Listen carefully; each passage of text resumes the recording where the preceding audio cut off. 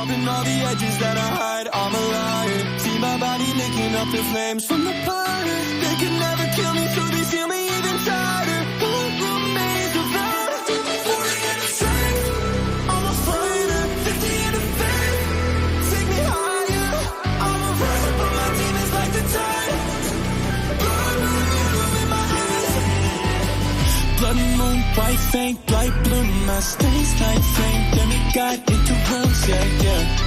Sun breath hit my wrist, blade fall like the mistake. Hairs like a peak, yeah. Malachite, turn a tarnish to a grace side, yeah. Kiss it Dutch, but I miss the way it tastes like, yeah. Through the frenzy and the flame, I keep the honor beside me. This faith will abide me, we're burning the tree. Sharpen all the edges that I hide, I'm a liar. See my body licking up the flames from the fire. They can never kill me, so they seal me even tighter. Who remains without a 40 in the strength?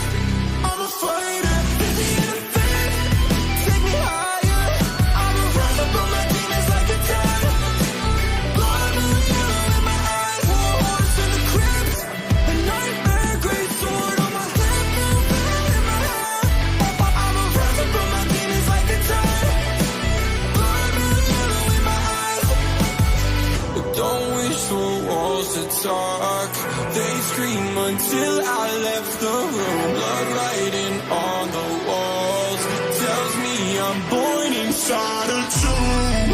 I don't cower, I just power back. Water breathing got me feeling like I swallowed glass. From 11, lose the weapon, you don't see it.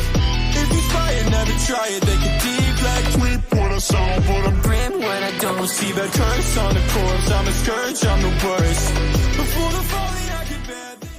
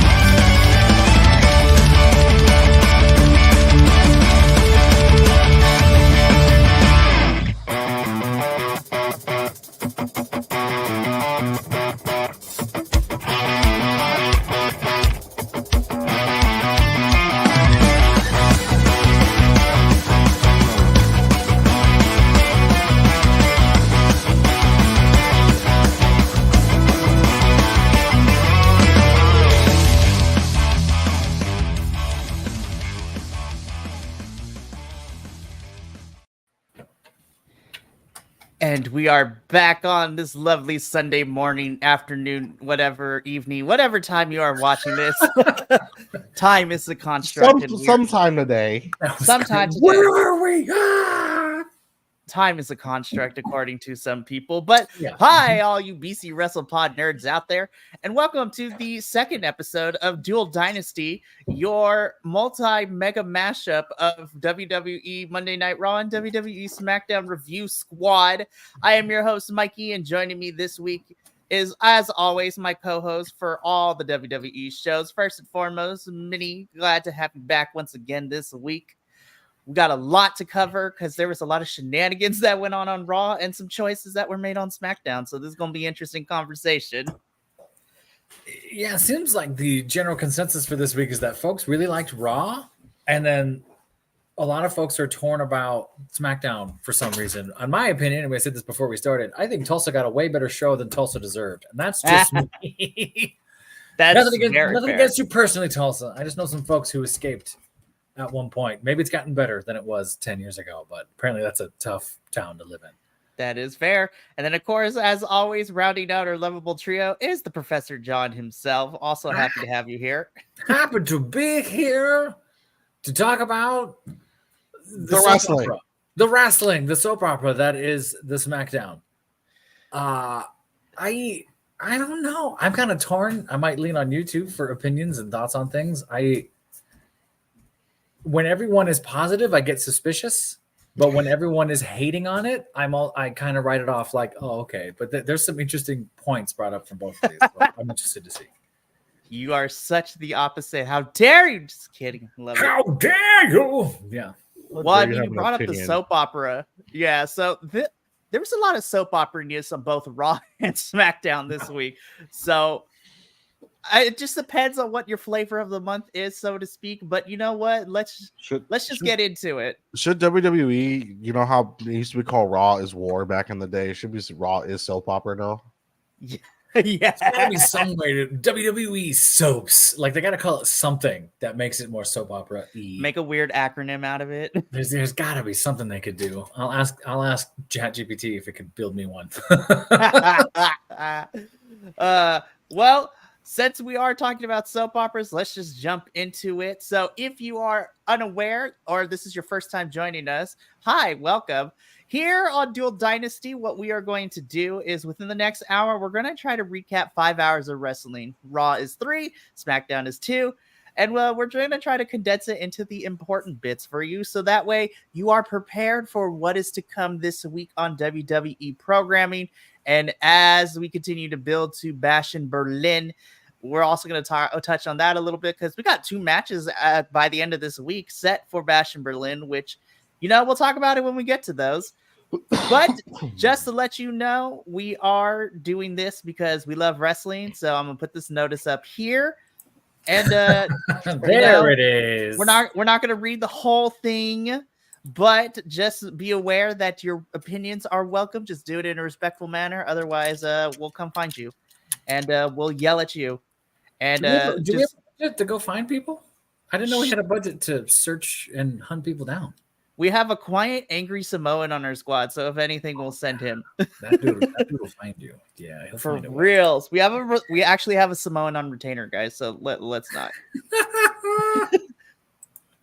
Love you, Andrew. Alrighty, so let's get into this. So we're gonna kick everything off with Monday Night Raw, and we had a lot of things that transpired this week. Like I did last week, I kind of combined all the important stuff into 3 topics. So let's just start out with some build to Bash in Berlin because Monday Night Raw kicked off this week. We had a Ludwig Kaiser return, which was nice to see. He's been out for a couple weeks due to injury. And we have our new World Heavyweight Champion, Gunther, come out for a celebration. Gunther doesn't get far into his promo before he is interrupted by one Mr. Randall Keith Orton, Randy Orton. And at first I was just like, sir, you are on SmackDown. What are you here? And literally I just had Damien from Mean Girls. She doesn't even go here. Ringing in my mind. The Mean Girls memes and WWE collided this week for lots of reasons. They were so beautiful. Yeah. But yeah, so in my head, I'm like, she doesn't even go here. Ringing in my head. And Randy Orton, immediately shuts me down by telling me this is why I'm here. Because if you remember from King in the Ring, my shoulder was not all the way down. The internet was in an uproar with it. And so, why not? We're going to do this title match. And Gunther does the coolest thing ever. He's just like, you know what? I accept this match. We will have it in Berlin. But more importantly, Randy, nothing really catches me off guard. And, nothing's going to surprise me. So we immediately, by like 15 minutes into the show, we have our first match set for Bash in Berlin, which is going to be Randy Orton versus Gunther for the World Heavyweight Championship.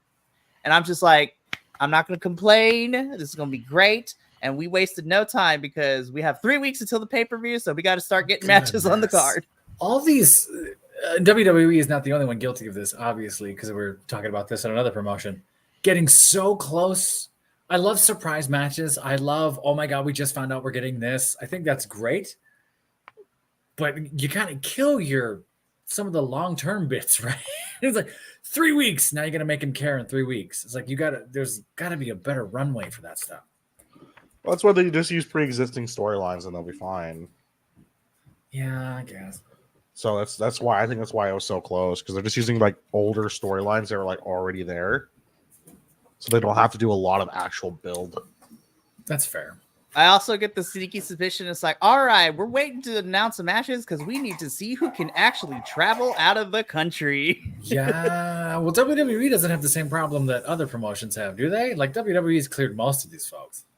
Well, since Gunther is going to be in Berlin, that means to tell me that his trial period of not leaving the States anytime soon must be up. So He couldn't leave the States? he could. So because he was in the process of becoming a naturalized citizen. Oh, that's the last couple of months, Gunther could not leave the States because part of the condition is there's an earthquake. Right. Sorry about that. Ice machine. My fault. I love that. Anyways, but yeah, so Gunther, in the process of becoming a naturalized citizen, one of the conditions, according to what I could find about the process, is that you cannot leave the United States for a set amount of time. And since he's going to Berlin, I'm pretty sure either A, his time period is up so he can travel international, or he is a born citizen in Berlin, because there's also like specification rules that, you know, you can get around that. So if he's a dual citizen, he should be fine, right? Yeah, so I think thing. So I'm not 100% sure, but the fact that Gunther is able to travel abroad, one of those two things has happened, which makes me super excited. And we'll talk when we get to SmackDown. We'll talk about the other match that was made for Bash in Berlin, which I'm a little more intrigued on with this storyline, but I'm cautious about certain things happening, but we'll get there. So that's one of the big things that happened with Raw. The second big things is we got surprise debuts and people coming out of nowhere getting over in like 10 minutes within segments. So we're going to talk about a couple of things. So there were 3 individuals, in my opinion, that got over really well out of nowhere. We had Ludwig Kaiser, Big Bronson Reed, going to emotion. And let's see what else. Okay. So Big Bronson Reed. We have Big Bronson Reed. Giovanni Vinci? Was that Giovanni? Was that Raw or SmackDown? We'll talk about Giovanni because that vignette was on SmackDown. I was like, ooh, okay. I don't remember which one. There's so much wrestling. I don't remember which one was which. Yo, honestly, everything just bleeds together. So those two, as well as Odyssey Jones, who came out of nowhere. We'll talk. So let's So let's talk about these really quickly. So Ludwig Kaiser is back from injury, so that is fantastic. And, you know, even though he lost in his match against Sheamus, I am happy to see him back. So hopefully after next week, because Sammy's getting his rematch against Braun in a 2 out of 3 falls match, hopefully this leads to Ludwig or Ilya inserting themselves into Braun's next opponent for the Intercontinental Championship. And we are continuing to build out that Pete Dunne wants to hit Sheamus with the shillelagh in the head. Please say that word like that forever, because that was perfect. Shillelagh. He wants to get hit with the shillelagh. It's like a Shakira song. I love Shakira. I love you, Shakira. Sure. I'm about to die to the shillelagh. I'm sorry. We have fun here on this podcast. It's great. So that's Ludwig's story. Then out of nowhere, Bronson Reed just decimates Seth Rollins by giving him like 6 tsunamis, which was crazy. But then I was just like, wait a minute. And we talked about this before we started. Minnie, you brought this up. We're retreading old storylines because Bronson Reed was supposed to fight Seth Rollins for the title at Elimination Chamber in Australia, but unfortunately Bronson could not be at the pay-per-view because him and his wife had their first child. So it was really cool. I remember we celebrated that moment. But yeah, Seth Rollins also is not 100% clear, so we also had to write him off television. So what better way than, you know, Big Bronson Reed delivering 6 tsunamis to poor Seth Rollins and crushing internal organs and dreams at the same time. Sounds about right. I'm just happy to see Bronson Reed again. Like, give me more of him.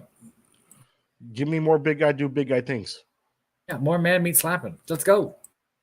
But we just need to get our Viking Raiders back. Oh, when they're Where are the Viking Raiders? They're both out on injury. Oh, I knew I don't know the names. I was just gonna say things out loud. I knew the one guy was hurt. All right, that makes more sense then. Yeah, so hopefully though they'll both come back because I miss both of them. So Big Bronson Reed is over. The internet immediately loves him now. Be like, oh my god, he destroyed Seth Rollins. That was cool. Like, he was kind of over. I thought he was over. Did they really need to work hard to make him over? I don't think necessarily to get him over with the crowd was the thing. It's just that they really haven't had Bronson do much of anything. I remember besides like lose.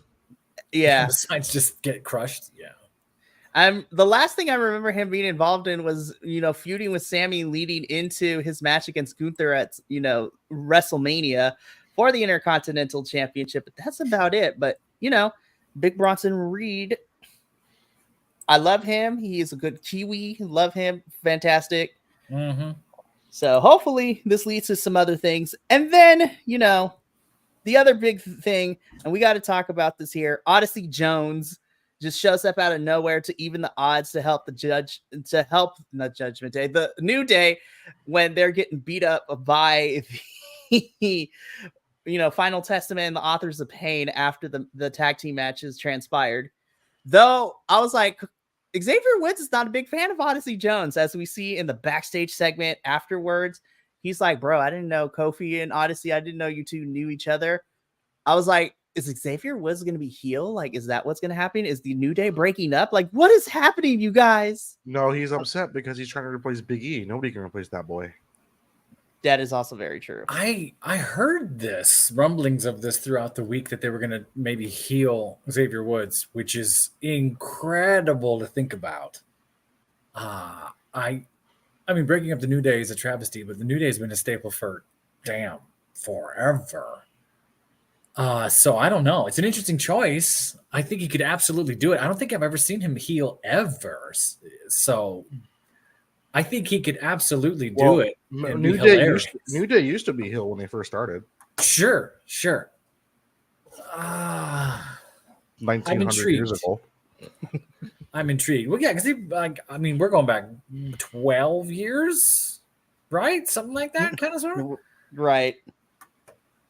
So, and I'm like, finally, Odyssey's been drafted for who knows how long at this point, and we finally have him on screen now. So I'm just like, thank goodness. I was like, it was the running joke that Odyssey was never going to debut. It's also funny that everyone thinks he's related to Mark Henry, and there's a whole bunch of things going not related to Mark Henry. You are. The funny part is Mark Henry's actual son just signed with WWE. Yeah, that's also crazy too. That's wild. It is fantastic. Big guy, 6'6", 309. That's a massive human. He has such charisma. So I like that he's paired up with the New Day because they're also very charismatic. I'm interested to see where this goes next for New Day. But yeah, poor Final Testament, man. Like, we don't know what we're still doing with them. They've just been in limbo with this feud with the New Day forever. So we shall see what happens with all of this.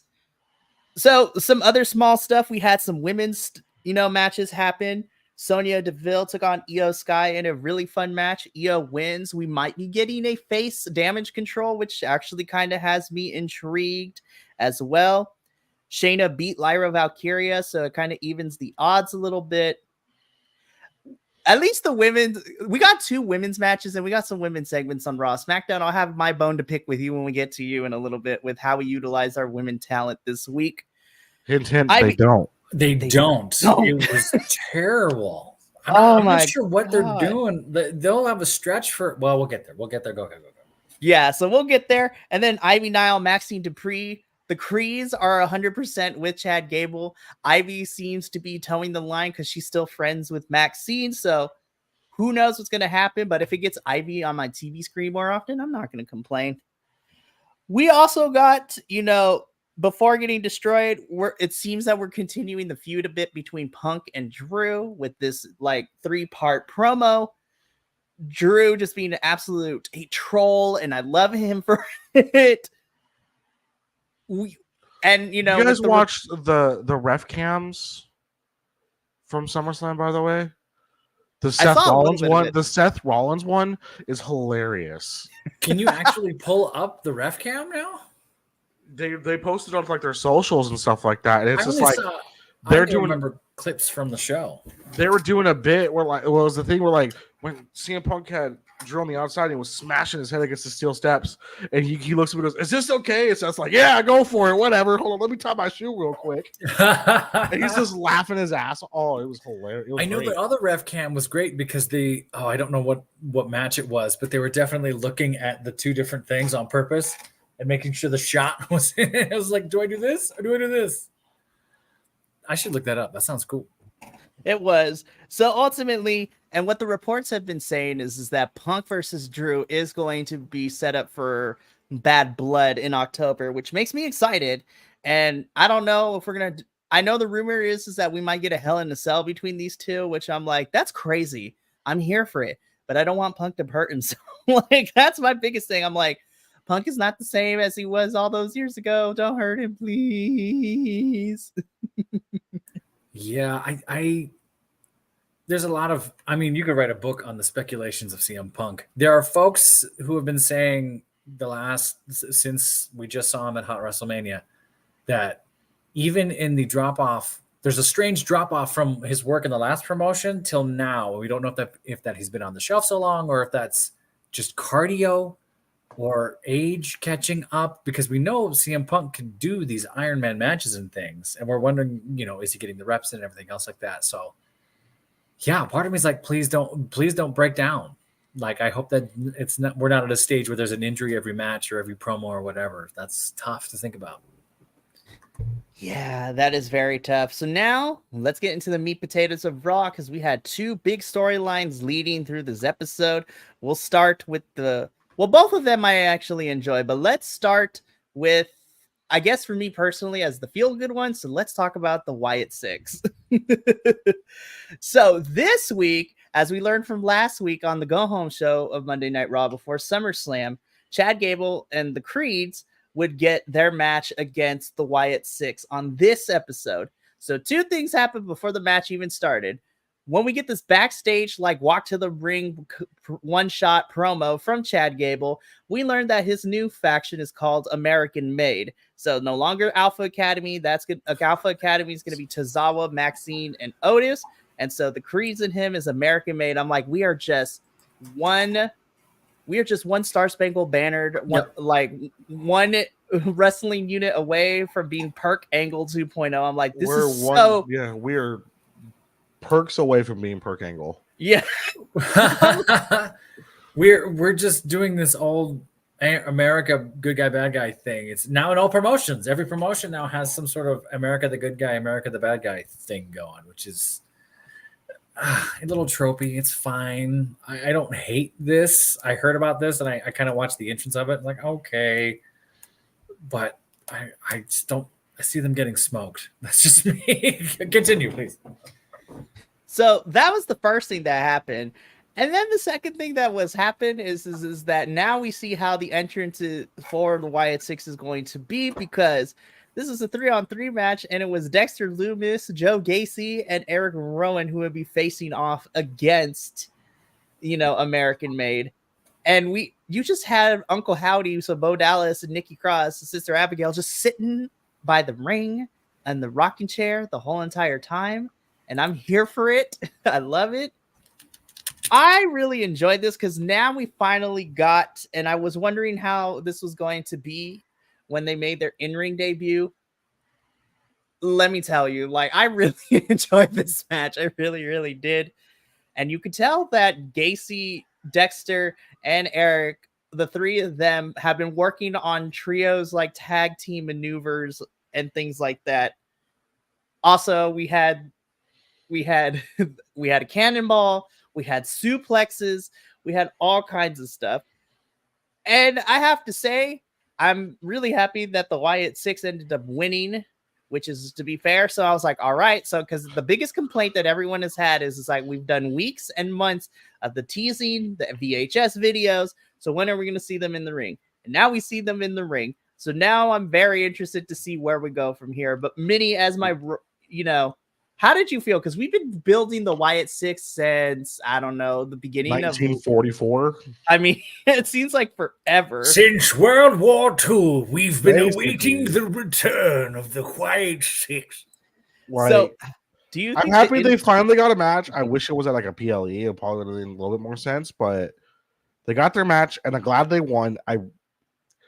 It's such a double-edged sword because you want because we've been wanting Chad Gable and the Brutus brothers to be together for a while, and then they lose. But we also want the Wyatt Six to debut and win. So we're like, both of them were like good, but it's like, yes, these guys lost, but the Wyatt Six finally made their debut.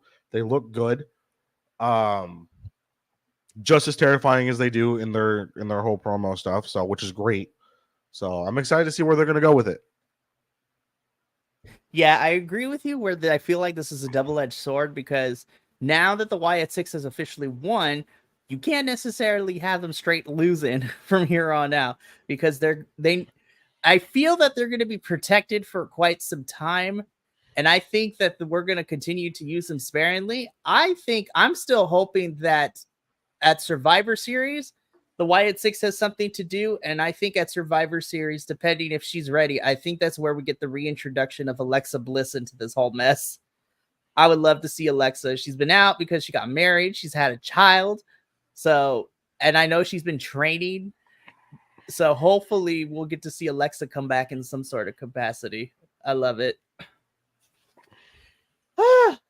Alrighty. So there's that. So now let's talk about the other big main storyline that has happened on this episode of Raw, which was the fallout of the Terror Twins, that is Damian Priest and Rhea Ripley, being ousted from Judgment Day. So let's follow this story through its inevitable conclusion of what happened in this episode, because first we get Damian Priest coming down to the ring. He calls out Finn Balor to get his butt into the ring so he can fight him. And then Finn appears on the Titantron and lays out the reason as to why we got to this point.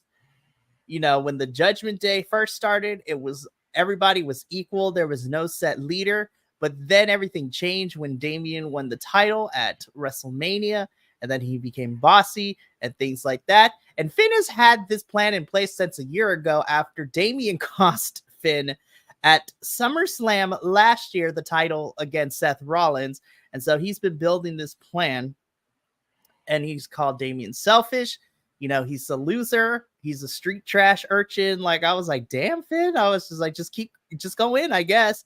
And then we get the perfect salt to the wound in this particular part, in which after Finn tells that JD is going to fight Damian tonight, we see Judgment Day 2.0, which is Finn, Dominic, Carlito, JD, and Liv Morgan. And somebody on the internet made me laugh. And it's just like, does anyone remember the Core back in the day of 2000s WWE? This was the little faction that Wade Barrett led after the dismantling of the Nexus. I was just like, they're just like, Judgment Day 2.0 is the Core, just very shittier. I was like, damn. A lot of people, and this is where the divide of the internet first comes into play in this episode.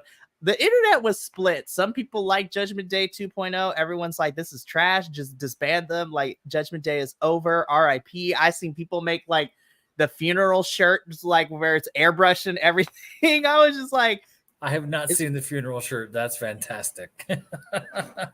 So that was the first part. It seems that we're going to continue with the Judgment Day, but this is going to be a new version with all those people mentioned, which, you know, before we get into the match between Damian and JD, I am going to say my piece on this.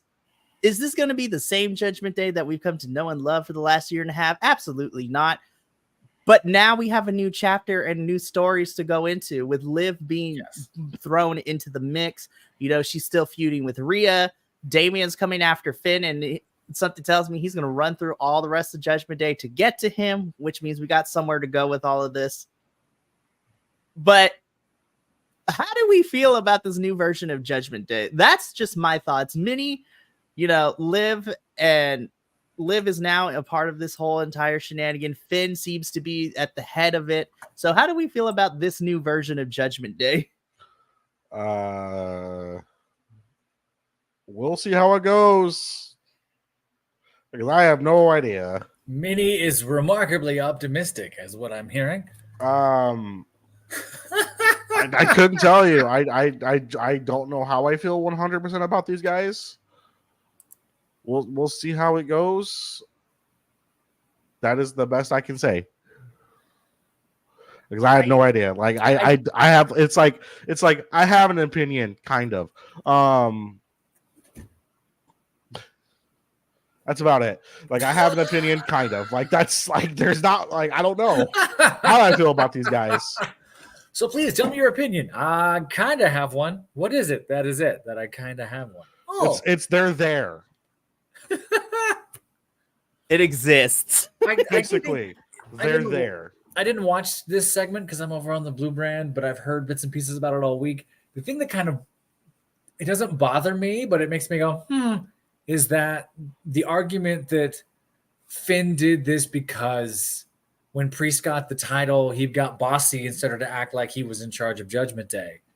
And now Finn made a decision to be in charge of Judgment Day.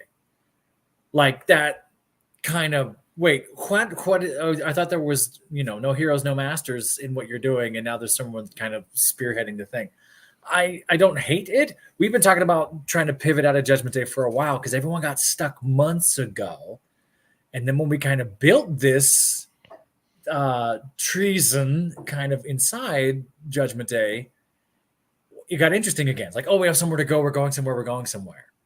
Rhea Ripley getting hurt actually made this better for a lot of reasons and kind of we could have been sitting on this for a year. We ended up doing it in 2 months. Like go. I thought Dom played this beautifully. I think Finn, what's great now is, Triple H and the long-term storytelling, all the memes coming out, going back of every little look that Finn ever gave Damian, every little glare that Priest gave to Dom or somebody else, like every time that Rhea was smiling when Dom was frowning, like all of this is now in our heads. And Judgment Day was so good at doing what they were doing. It's soap opera. It's a soap opera over there. I Bring like it to SmackDown where we do the soap opera stuff. I like what they did with Dom because they somehow turned to more heel. I love it. We thought, like, there's no way this guy could be any more hated, and he figured out how to do it. Yeah, they made a heel more heel. How do you heel turn a heel? I don't know. Triple H did it. If you look at it on paper, you go, okay, Rhea Ripley is married to somebody else, but we're going to kayfabe believe that she's kind of sort of with Dom, and Liv is with somebody else, but we're kind of going to believe that Liv is with Dom, and Dom is married, so we're all going to forget that. And we're going to make a relationship triangle where you kind of sort of cheat and break somebody's heart who's not really interested in you, but married to somebody else. And you go, that's never going to work. And they did it. It's a trip. No, and I agree with you. How do you heel turn a heel? And they've done Dom someday, years from now, if they ever face turn Dom in some beautiful way, the world will be in the palm of his hand. But for now, we love to hate that guy. I don't think Dom can ever be a face anymore. I don't think he's poisoned the well. No. I think it's going to take something ridiculous, right? And so, I mean, they're going to have to go biblical. They're going to have to go full, prodigal son coming to return and being absolved for something ridiculous to get him there. But I don't know. I kind of want to see more Finn the Demon. I kind of want to see that old school Japan version of Finn. We want to see the Prince version of Finn Balor. Yeah, will decimate his opponents, and it's just vicious. The Prince that used to run the Bullet Club. Yeah. Yes. Like if we're gonna go like that, if that's where we're going, I'm happy for Finn because I'm a big fan. I love what Finn's doing. So, but what's kind of great is we don't know. What's kind of great is we don't know where we're going. And so we only can kind of have an opinion, like Minnie was saying. It's right. Yeah, I'm like, we'll see where it goes. It's either can be like one of the best storylines, or it's just gonna fucking suck like the core.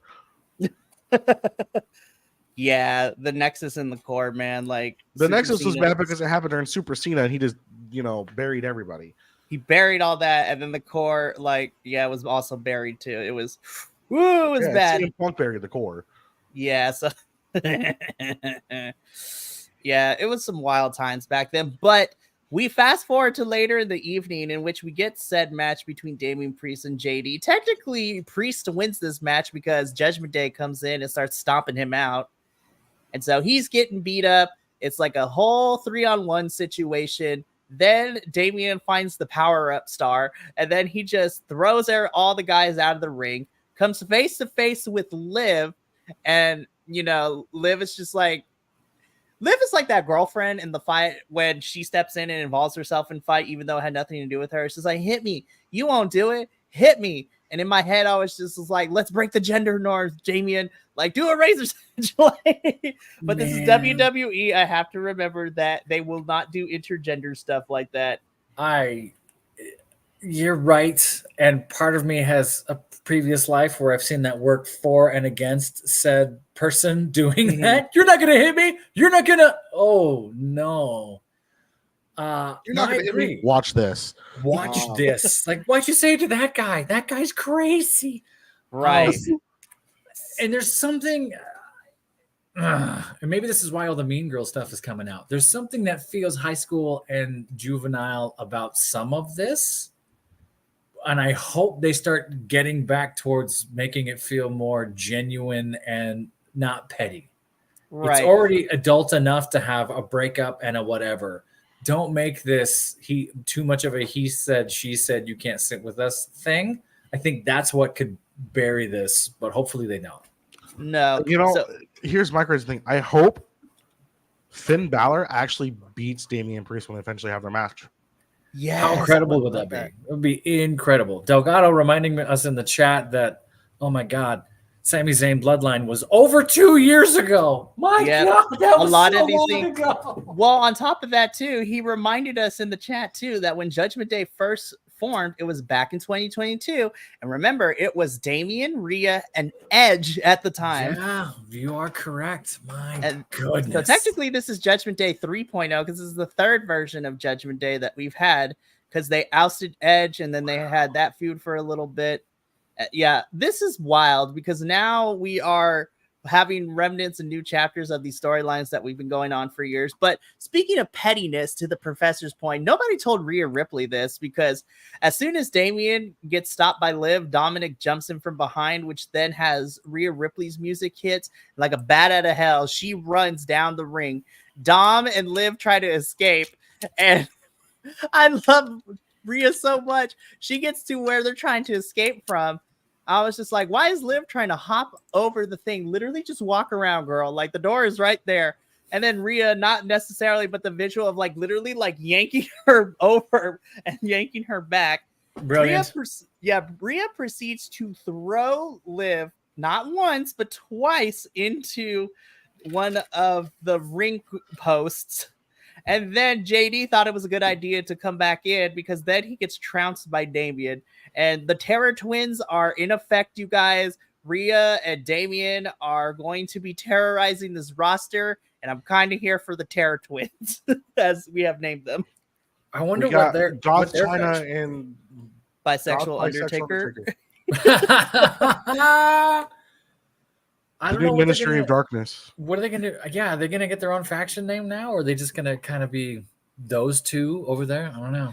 Well, I mean, WWE hasn't officially capitalized on it, but the wrestling internet community does come in clutch from time to time, and they have dubbed Damian and Rhea's little tag team known as the Terror Twins. Terror Twins. No, I think Terror Twins works, and I think that, you know, once we start seeing those fans and those signs in the crowd, we'll be able to talk more about that. It remains to be seen. Yes, they exist. This is the remnants of the beginning of the next chapter for this, so we shall see. So we're going to move on from the land of the red into the land of the blue, because now we're going to go into talk about SmackDown. Oh boy, here we go, kids, because SmackDown this week had some fun stuff, but I also have a bone to pick with it. So someone's in trouble. Anyways, much soap opera. Yeah. So much soap opera. So let's begin. So again, SmackDown has been divided into big three major topics. So we're going to start out with the smaller ones and then make our way to the overall bigger ones, if you will call it that. So first and foremost, this one's going to be easy to cover. we have a second match set for Bash in Berlin, so we'll talk about all this. And, so Cody Rhodes kicks off SmackDown this week after we get another lengthy recap of SummerSlam. Though I noticed that for Raw and SmackDown, when they recap the pay-per-view, they only showed the title matches and the stories that were involved specifically to that brand. So this recap had the LA Knight saga, and then the Cody Roman Reigns solo stuff. I was just like, okay, if this is how we're getting recaps from now on, I wouldn't mind it, because before we would get all the recap in like a 5-minute video package. I was like, I don't need all this. I watched the pay-per-view. Like, what are we doing? But makes you want to smash your head against your TV screen. Like, I've already seen all this. Stop it. And oh my gosh. I get AEW, it. AEW did this last week. I was just like,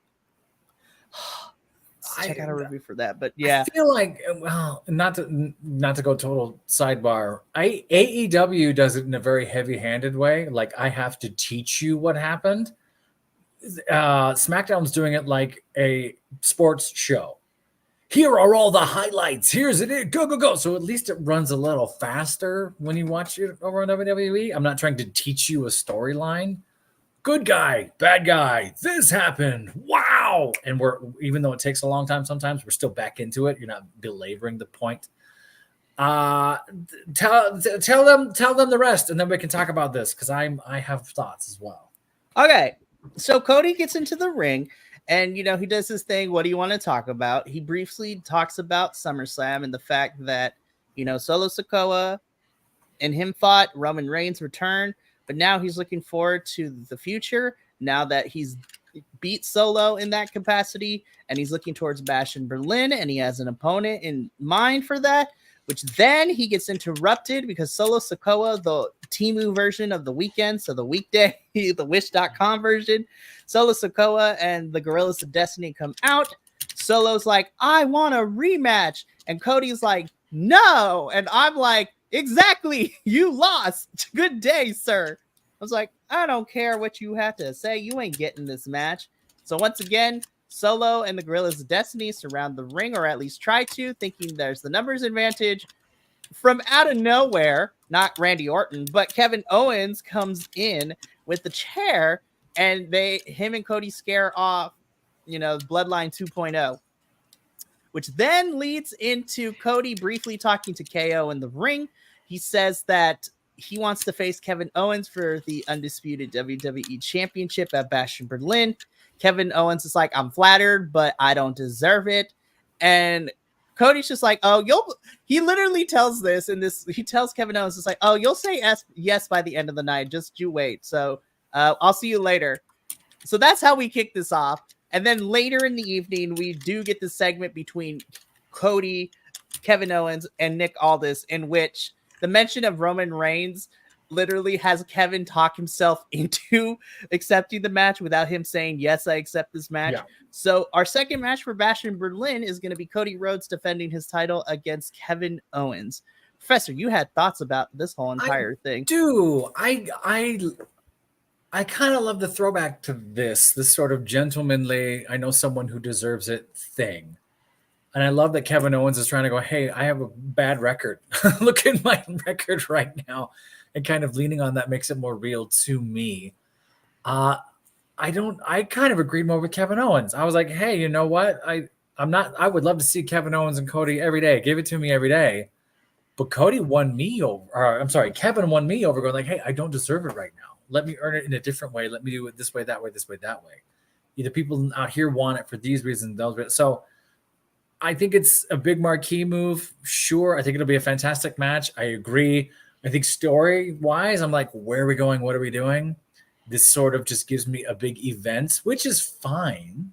You don't need, months and months and months of storyline for some of this stuff. If it's a gentlemanly, hey, we're going to do this thing. I think you deserve it. We just don't see that all the time. So I'm fascinated by this. The flip side is, and I've heard a few folks report this, are we going to get heel Kevin Owens? Because heel Kevin Owens, from the research I had to do, because I wasn't watching a lot of wrestling when he was heel Kevin Owens is mildly terrifying and is a murderer like Solo and some of these others. So I don't think we're going full heel here, I still think they want to keep righteous Kevin Owens and face Kevin Owens for a lot of other. I muted my mic for a lot of other things they're planning.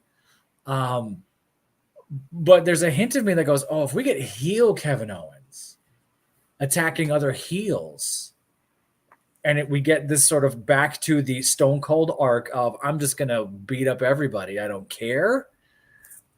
It gives me things to think about. So I'm intrigued for various reasons. I agree.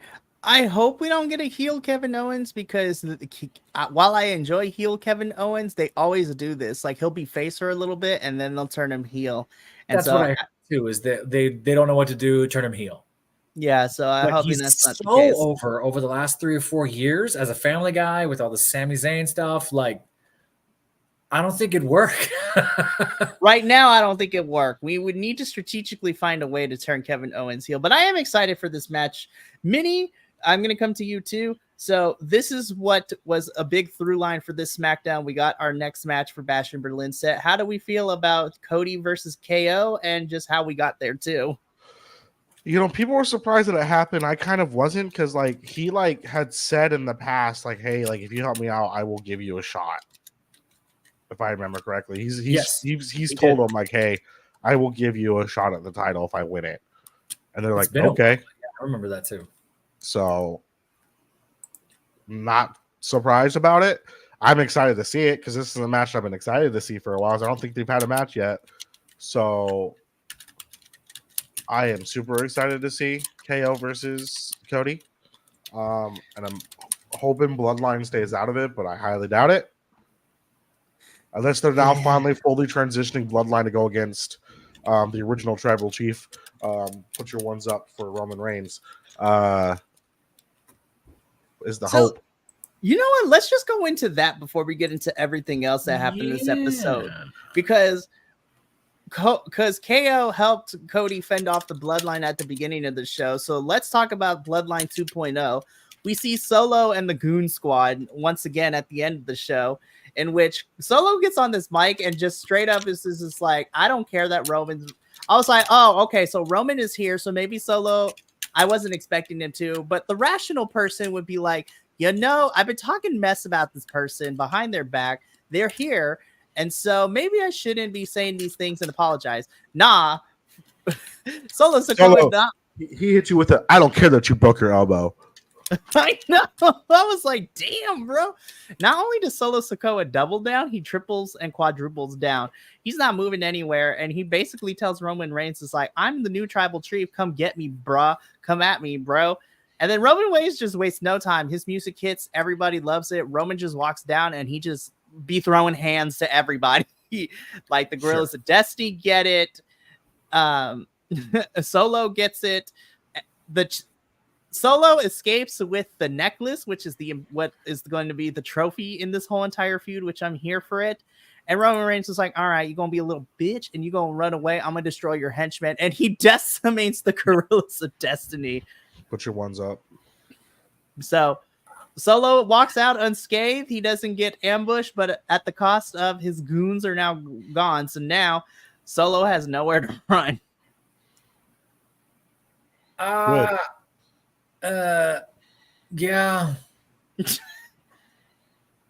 I'm losing the belt has made him the most interesting person on the roster. Yeah, and that's kind of what it took. There's a part of me that's nervous because of Superhero Roman, which we talked about a year or two ago, where it's sort of like he's invincible, he's Roman Reigns, and we saw glimpses of that, sure, because he just went right through them and had a reason to. So I get it. I kind of wanted Solo to. I'm gonna say this: we're 50 minutes in. I didn't want Solo to be a bitch. I really didn't want him to just turn into that whiny, petty kid after being the street enforcer for so long. Granted, where's he going to go? I thought he would be a little more stoic. Even Jimmy and Jay, when they were doing their tribal whatever, still, had poise and presence. Solo is Roman's back and folding in a way. And cowering in a way, which is like, wait, what? You were the street enforcer. Roman was afraid of you. And he's kind of lost all that. and you could talk that out 100 different ways. I think it was a mistake, in my opinion, to have Solo with the Ulufala at the top. Like, you want this? Come and get it. You want it? Come and get it. And that just diminished it so much to me, as opposed to like fighting. It made it like a toy, or made it like, I got it. Nah. Like it made it teasing instead of something to fight for. So like, this is going to sound really bad for me comparing this. So like the way I see Solo and Roman right now is I'm pulling pop culture references. So apologies if I offend anyone, but Solo and Roman, right? So Solo Sikoa right now is Eric Cartman, right? And Roman Reigns is, a combination of Kyle and Kenny into some extent. So literally, because anybody who watches South Park or knows the South Park, the character of Eric Cartman is he will put you in your place. He will talk mad shit about you. And then the moment that you start fighting back, what is Cartman's first thing? He's like, Mom. Literally, Solo Sikoa is Eric Cartman. He talked all this mess. And then Solo Sikoa is just like, Kyle and Kenny come up, put him in his place. And now Solo is running for the hills because he's like, you can't get this. And it's literally when Solo Sikoa was holding, the Ulufala necklace, all I heard was Cartman's, I got something you don't. I was just like, I'm going to Casa Bonita. I'm going to Casa Bonita. Yeah, exactly. Listen, Roman versus Solo at Casa Bonita. Film it right now. I would love. Yeah, it's that same. I mean, I'm enjoying it of the ridiculousness of it, but I was just like, okay, here we go. They could have put a little more oomph underneath it. You just had Roman come back to become the tribal chief. And on SmackDown, we did, I got something you don't have. I got something you don't have. Like that you could have put some more weight to that. You could have done that a little differently. I'm going to say this, nothing wrong with, we got this Kevin Owens and Cody thing. I wanted Roman to walk out right then. And if it was the three of them going, hey, there's an issue here at SmackDown. We three are the only three that can address it. Let's just keep that on the back burner. Let me handle this first. That would have been like, oh, now we have a way to, and now you earn the payoff at the end. You're not just saving Roman for the pop at the end because, oh, look, he's back. Let's sell a t-shirt. Which I agree with you too, because KO also has a big history with Roman, because when Roman first won that title all those years ago, during the pandemic era of shows, Kevin Owens and Roman Reigns had like a 6-7 month feud, and they were feuding for this title. Sure. And it led to one of my favorite matches that they had in said feud, which is basically Falls Count Anywhere match at the Rumble, in which everything happened. Kevin Owens jumped off of boxes. I was caught off guard because Roman Reigns comes suddenly into frame, running Kevin Owens through with a golf cart. And then it was only ruined by the stupid handcuff keys that Paul Heyman had trouble getting Roman out of. But regardless, that was my favorite match of that whole entire feud. Sure. Now that you bring that up, Professor, that would have been a more interesting take. But this is the direction that they decided to go with. We're holding KO and Cody as like a reward for all the shenanigans. And they hinted at it when they talked to Nick, right? They get a rematch clause and this. And Cody goes, Kevin says, what do you mean? Yeah. And again, we're in soap opera land. We're in SmackDown. We're in soap opera land. This is how soap operas work. That is very, very true.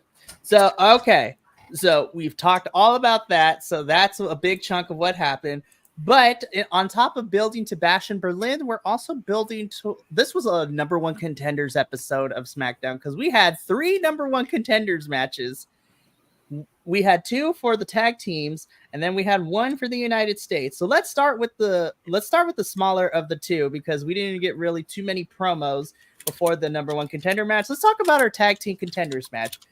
So I had to make sure I wasn't losing my mind, because commentary didn't do a good job and WWE didn't do a good job. So as soon as I saw that we were having a number one contenders match between A-Town Down Under and Street Profits, I was like, cool, awesome, all right. Yeah. So one of these 2 teams is going to fight the Bloodline. Cool. And then they're like, oh, we're going to have a second one later tonight. I'm like, excuse me? And then I pieced it together. I was like, oh, okay. So this is like a tournament, but they didn't say it was a tournament. They did a bad job at saying it was a tournament, but we would have 2 number one contender matches. The winners of each of those matches, the winners will face each other to become the true number one contenders to the Bloodline tag team titles.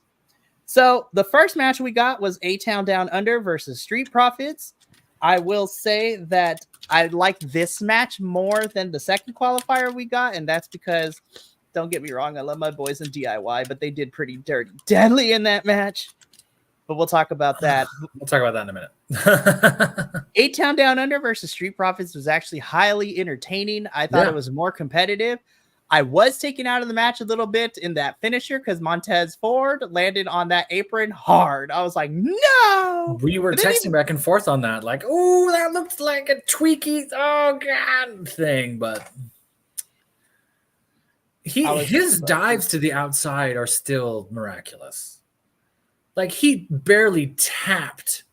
I don't know who it was on the outside. He barely touched him and then stood up straight and saluted. Like, my goodness, man. Yeah, that landing was dope. Yeah, it was just like it was nothing. Like, oh my God. I love Montez Ford. He's great. Yeah. Their new finisher is very interesting, but again, when Montez came down and landed on the apron, I'm like, oh, he didn't bounce. He just straight landed. Oh, that looked like it hurt. But he was able to stand up afterwards, so hopefully he's okay. But Street Profits beat A-Town Down Under, which, as a side note, funny enough, Austin Theory fed Grayson Waller to Kevin Owens next week, and I'm kind of here for it. I don't know what's funny. Yeah, which is fantastic. I was like, here we go. The turns are happening. The split's coming at some point. Which we're due for. Grayson's kind of stuck, and Austin Theory was kind of stuck as the original U.S. champion of recent memory, and then kind of, what do we do with Grayson? Where are we going? We got to pivot somewhere. We know it's coming. Speaking of pivoting somewhere, because the second number one contender match was DIY versus Pretty Deadly. Mm-hmm. This is where I first had my issue with SmackDown. I was just like, look, I know Pretty Deadly are the comedic, tag team, but like they're really good in the ring. I like that DIY won, but I'm very sad. I want Pretty Deadly to do great things, like justice for Pretty Deadly. I think since they came back from injury, they've been kind of buried, but they're so over, and their musical they're writing is hysterical. I love the concept of that. WWE is going to lose money if they don't get a Pretty Deadly musical out there. At some point, there's got to, I don't know when or how or what. Wade Barrett had a great line to Corey about, if you walked into a local bar in Pittsburgh, you would be the talk of the town. Look at what they're wearing. It's like, I was all in at that point. That was hysterical. They're wrestling in roses and women's clothes in Tulsa, in red America, and people are cheering for them. It's incredible. I thought this was a great match. It really showcased Pretty Deadly, in my opinion. I mean, I already know DIY are good, but Pretty Deadly made them look amazing. They only really had one segment at the end of this. I watched this one twice because I liked it so much. I agree. I want to see more from Pretty Deadly. I think they just don't have a lot of tag talent. They do. They just don't have the ranks to build anything right now, and they're just kind of throwing it out there as a gimmicky thing, which does a disservice to anyone who's doing tag over there, which sucks. So I don't know.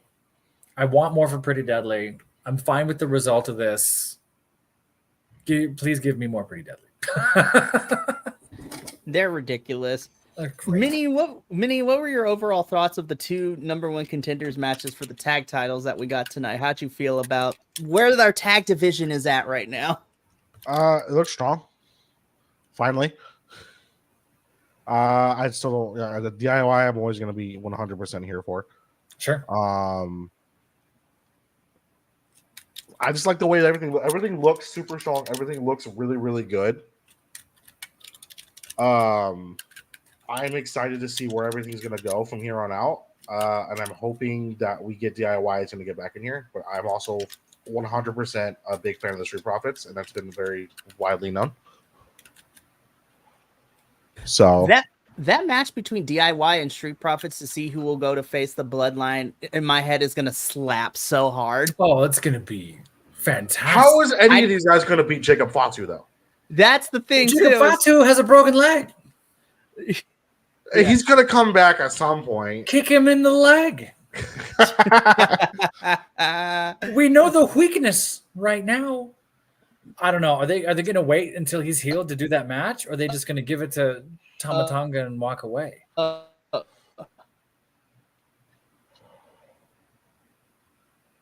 Mikey, you're breaking up. I can't hear you. I don't know. Oh, you're back. No, I'm back. Hi. I'm not sure what. I'm not. Now you're kind of stuck. Yeah, If he, great. we don't even know if he's injured or kayfabe injured, right? No, we're still in between. I'm excited. We don't have 100%. Hopefully, it's not forever where he needs like surgery and physical therapy. But again, profits versus DIY is going to be amazing. It's just a matter of when do they face it, how long are we going to build this out, and then if our number one contenders don't beat the Bloodline, what happens next? Because right now, I think Triple H is waiting right now, because if the rumors are to be true, and if when the Bloodline inevitably retains against the number one contenders, we have we are rumored to have two big tag teams come into WWE and probably throw the division on its head, which has me super excited. Obviously, one of them being, as we discussed before, the Motor City Machine Guns of Alex Shelley and Chris Sabin. Yeah. But then because they're TNA, aren't they? Well, so they've been done with TNA since March. They've been doing independence, but they've been going back and forth with WWE and AEW to see who can offer them a better contract. And last I saw reported is that the Motor City Machine Guns have officially, probably most likely 90% sure, signed with WWE. So they probably like that Detroit hometown feel thing. They're going to want to build that up. That's kind of their aesthetic. Interesting. So then that's the first one.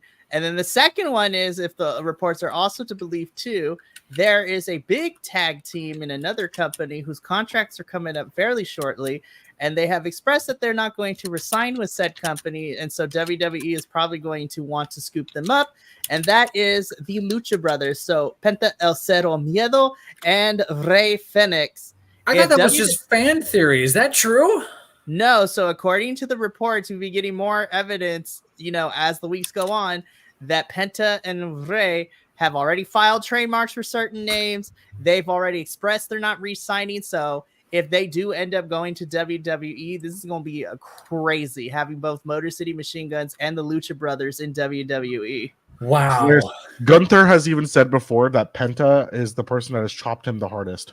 Yes, which is crazy because this is Gunther we're talking about. Lucha Brothers, Pretty Deadly. Lucha Brothers, Street Profits. My goodness. And Lucha Brothers versus Rey Mysterio.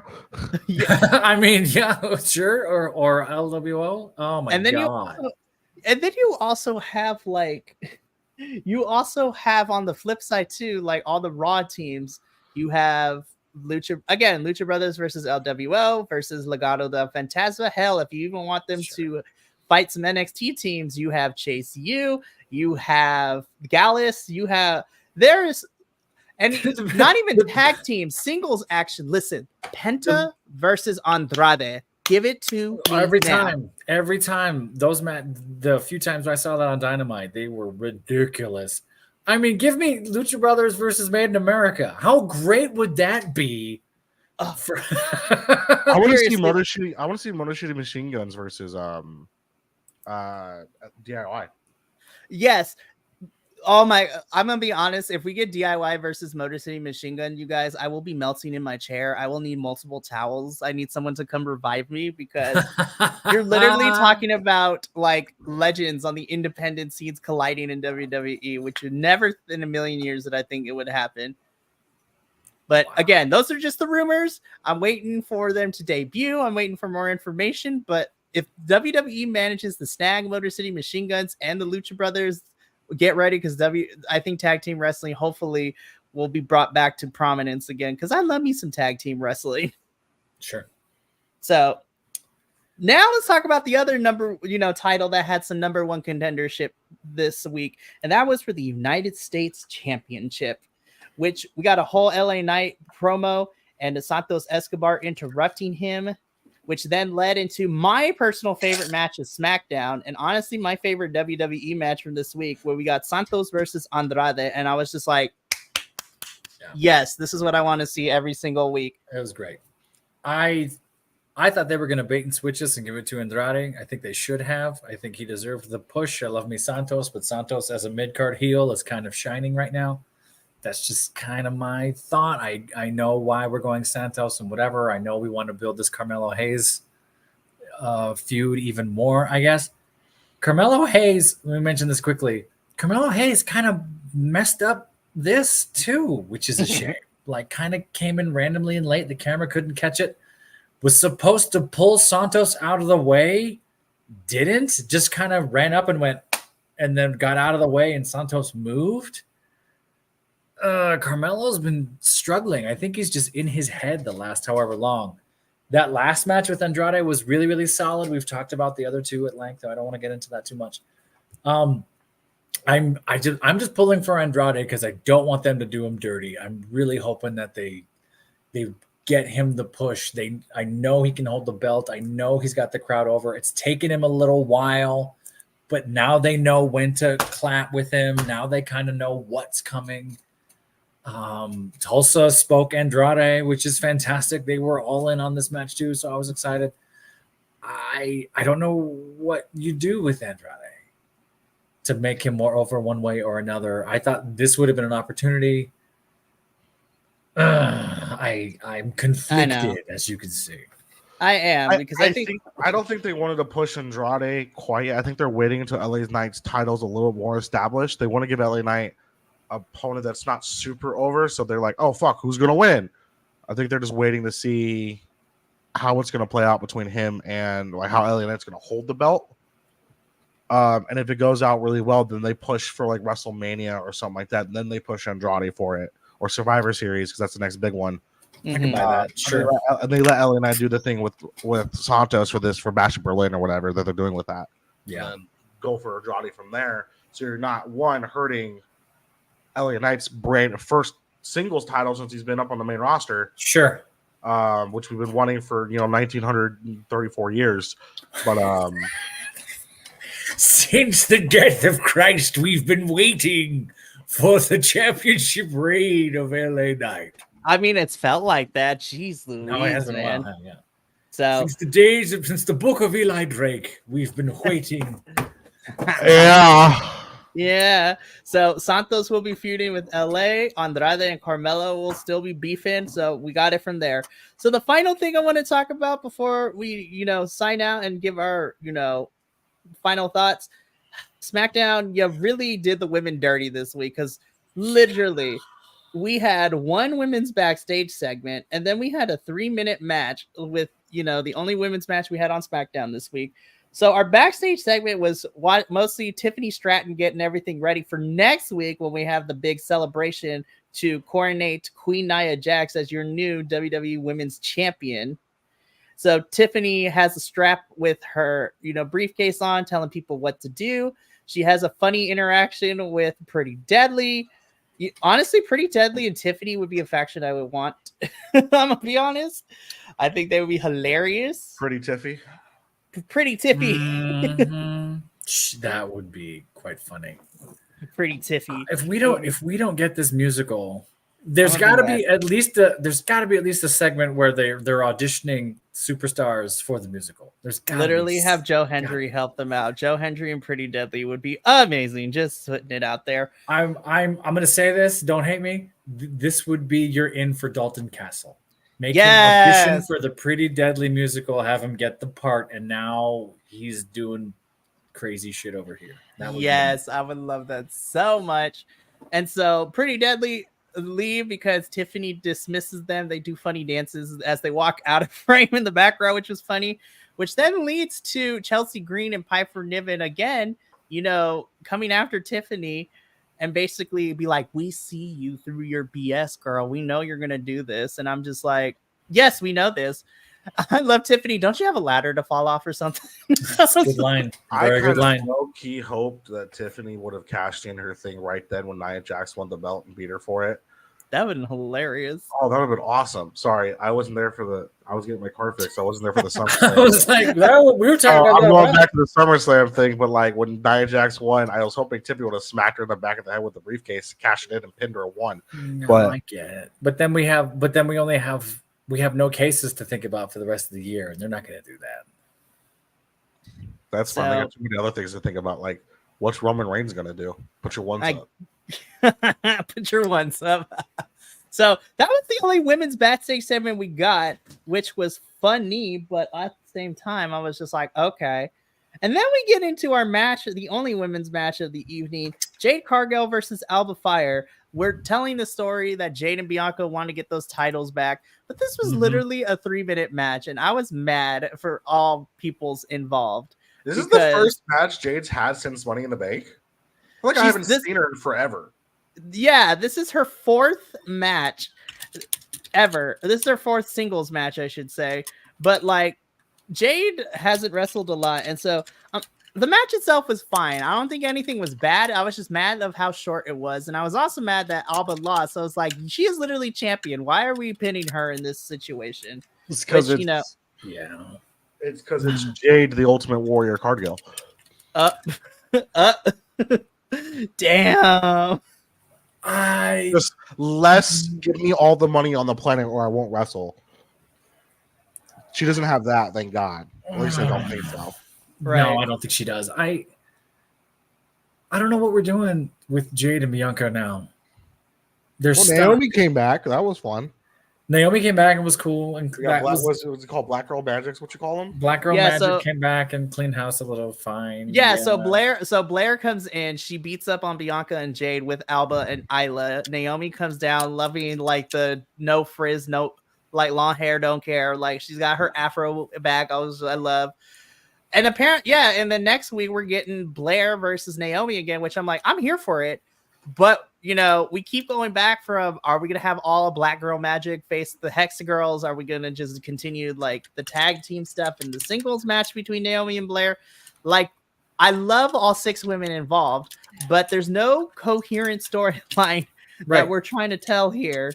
And it sucks because on Raw, at least we have, you know, Sonya, Zoe, and Shayna feuding with Damage Control, and Damage Control is possibly going face. You know what? This could be setting up war games between like six women on each side.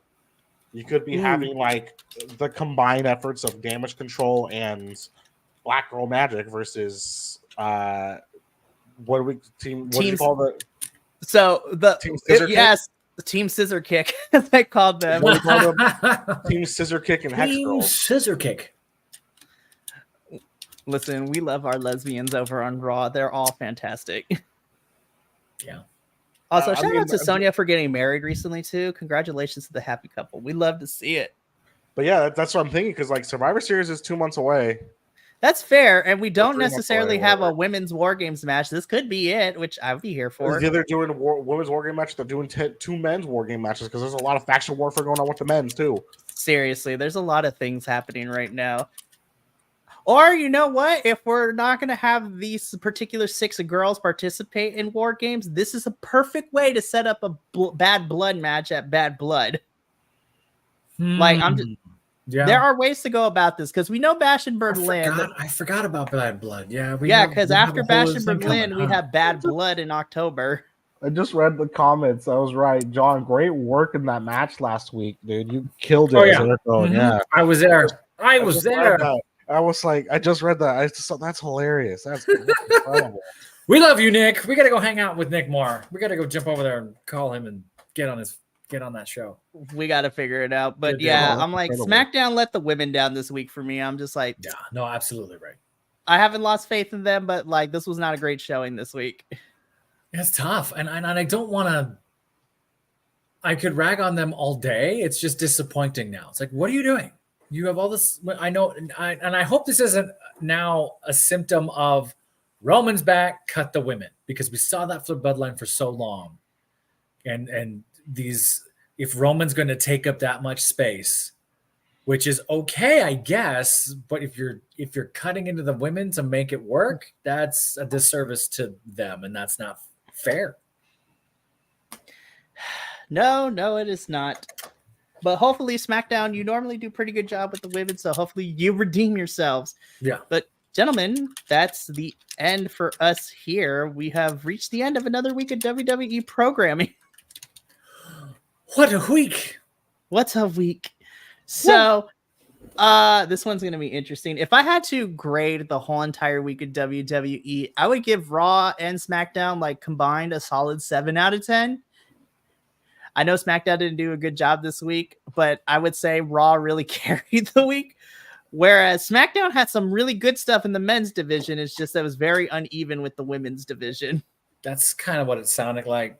I only got the cliff notes of Raw and some bits and pieces throughout the week. I didn't sit for the 3-hour epic that was Raw. So I cannot judge the Raw. I can judge the SmackDown. SmackDown, that feels about right for me. We're in 7.5. Should be an 8 land. You got to give the women more time. There was my heart feels for Andrade like we talked about. I wanted more Pretty Deadly in this match. Maybe that's just me being nitpicky, but I got to give it a grade. If it still leaves me wanting more and wanting to watch, so that's good. It wasn't back in the days of if it's a 2 or 3, we're not reviewing it. So we've come a long way. I think they still have some loose ends here. They still got some stuff to figure out. Yeah, we'll see. They both were very much of we'll see out of 10. Because there's so many storylines that are like, we'll see how this goes. It's going to be very much a hindsight out of 10. Can we do that? Can we defer to next week? Can we do that here? It's going to be a lot longer than next week, but like we're going to see where these storylines go. And it's like, oh, well, these storylines went really well, but these were really good episodes. If these storylines end up being like fucking terrible, then it's like, well, these were like, out of 10. That's what we're going to decide if we can defer the rating and just be like, I'm not going to rate this week. I'm going to wait and see what it is next week. This is very. I feel like we would do. This episode is hindsight on it. We would do that every single week if that was the thing. That's the whole purpose to come back next week and see what happens. But maybe there's some episodes where we're like, we need to talk about this because this is a 5, this is a 4, and this is why.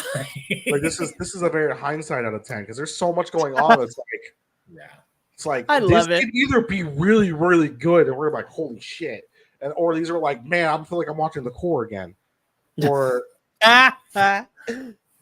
Right, so it's like I'm gonna put it at like a 7 or 8 both overall for both shows, but which is good because it means every episode we've been seeing so far, our averages have been like 7s, which is above average. So our episodes have been good.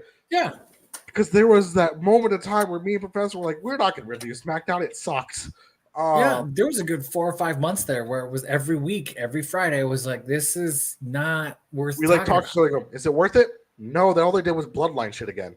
Okay, so we'll get off for 10 minutes. Like, guys, Bloodline happened. Bye. For those of you new to the channel, go back into the archive from 2 years ago. There's a lot of 5-minute episodes of this happened. We'll see you next week. Like, and there's nothing to talk. Yeah, like the episode where it was 45 minutes of Bloodline and 2 minutes of matches.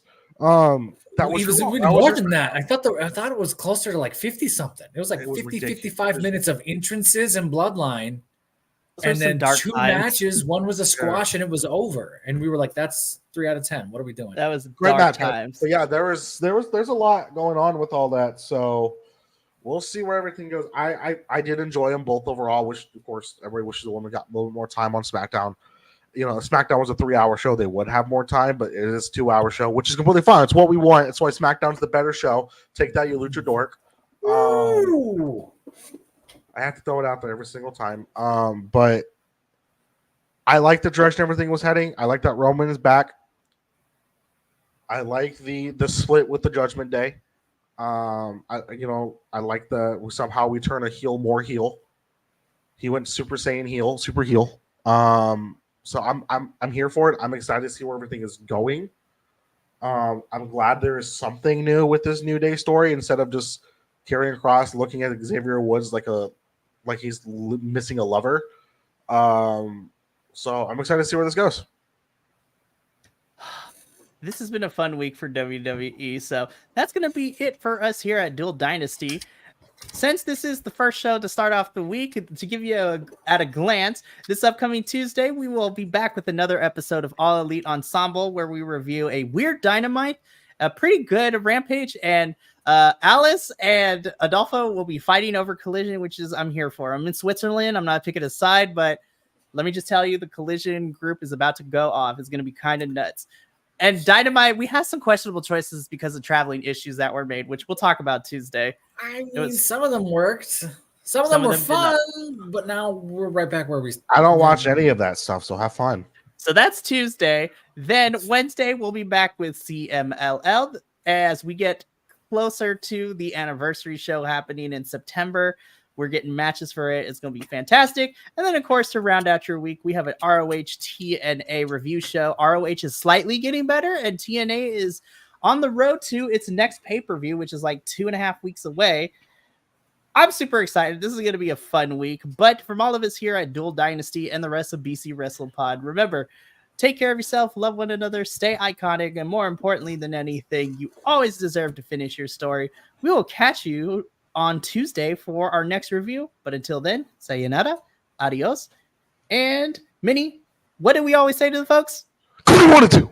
Yeah, there we go. See you later.